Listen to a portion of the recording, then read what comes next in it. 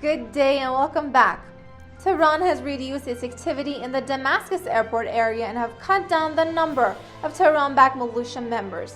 According to the Israeli newspaper Haaretz, various Western intelligence sources estimated the number of pro-Tehran Shiite militiamen in Syria has been halved, from 20,000 to 10,000.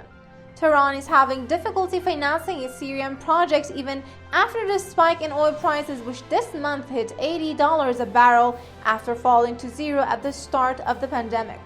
The change is due to pressure being exerted on the Iranians by the Russians and Syrians. Ayatollahs have encountered concrete difficulties of their own, particularly since the assassination by the Trump administration of the commander of the Revolutionary Guard's Quds Force, murderer Qasem Soleimani, in January 2020. Ilham Aliyev says Azerbaijan blocked a drug route from Iran through the Jebrail district to Armenia, further to Europe. Ilham Aliyev says on Friday, Baku has prevented drug trafficking from Iran to Armenia and further to the European countries, following victory during last year's Karabakh War. Following tons of heroin was discovered in India and the cargo transportations were stopped, the country's ports officials have announced. Delhi will no longer accept any shipments of any cargo from Iran, Pakistan, and Afghanistan from mid-November.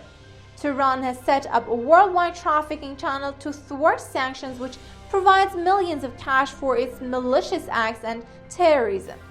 The Islamic Republic's IRGC smuggles hundreds of tons of drugs to Western countries to foil sanctions.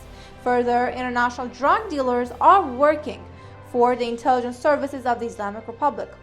This is how a comprehensive program for countering the sanctions, including 12 detailed plans, have been devised, works, as the head of Plan and Budget Organization, Mohammad Bagher Nobakh, promised in 2018. Now Tehran is looking for alternative ways to transport goods to Europe instead of blocked routes, which should be halted before it's too late. According to its energy minister, Azerbaijan on Thursday has agreed to boost its annual gas supplies to Turkey with an additional 3.5 billion cubic meters as of 2023. Parviz Shahbazov's remarks come after Turkey recently agreed to a 3-year contract with Azerbaijan to import up to 6 billion cubic meters per year following the expiry of a 15-year contract. Under the agreement that expired this April, Turkey annually receives 6.6 billion cubic meters of gas from the Shah Deniz gas field in the Azerbaijan sector of the Caspian Sea via Baku-Tbilisi-Erzurum pipeline. Shahbazov told reporters on the sidelines of the Russian Energy Week that Azerbaijan is planning to increase gas exports to Europe and Turkey by up to 16 billion cubic meters in 2022. However, before the escalation of tensions between the Islamic Republic, Turkey, and the Republic of Azerbaijan, Iran was the most important and largest source of natural gas supply to Turkey. Following a meeting in Washington with its Israeli and United Arab Emirates counterparts, the U.S. Secretary of State Antony Blinken laid out a tougher White House stance toward Iran's new government. Washington has said it is ready to consider all options if Iran is unwilling to return to the 2015 nuclear deal. Blinken also said the United States and Israel were united in opposing the Islamic Republic developing a nuclear weapon. The US and Israel say they are exploring a Plan B for the Islamic Republic. On Wednesday, United States and Israel have said they are exploring a Plan B for dealing with Tehran if the Islamic Republic does not return in good faith to negotiation to salvage the languishing landmark 2015 nuclear deal.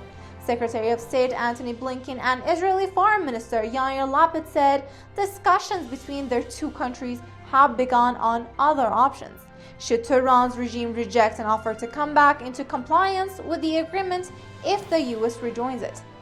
They did not, however, elaborate on what those options might be, but there is a wide range of non-diplomatic options that could be considered, ranging from stepped-up sanctions to covert or military actions. A Biden administration priority has been to revive the deal, and abandoning that goal would be a blow to its foreign policy objectives. The remarks were a rare acknowledgement by the US that it is looking at what to do in the event diplomacy with Iran fails. Israel has never been a party to the nuclear deal which former President Donald Trump withdrew from in 2018, and his former Prime Minister Benjamin Netanyahu was a vocal opponent of the agreement negotiated by the Obama administration. Senior officials of Israel in 6 Arab countries held their first multilateral meeting of its kind in the UAE. High-level officials from UAE, Bahrain, Egypt, Jordan, Morocco, Sudan, and Israel convened in the UAE this week for the first ever multilateral meeting between senior representatives of the 7 countries, Jewish Insider has learned. The 2-day conference that ended on Wednesday, named N7, N for normalization and 7 for the number of participating countries, was hosted by Jeffrey M. Tappan's Foundation and the Atlantic Council, the culmination of 6 months of planning. And that was all for today. I'm Kate, and thank you for the privilege of your time.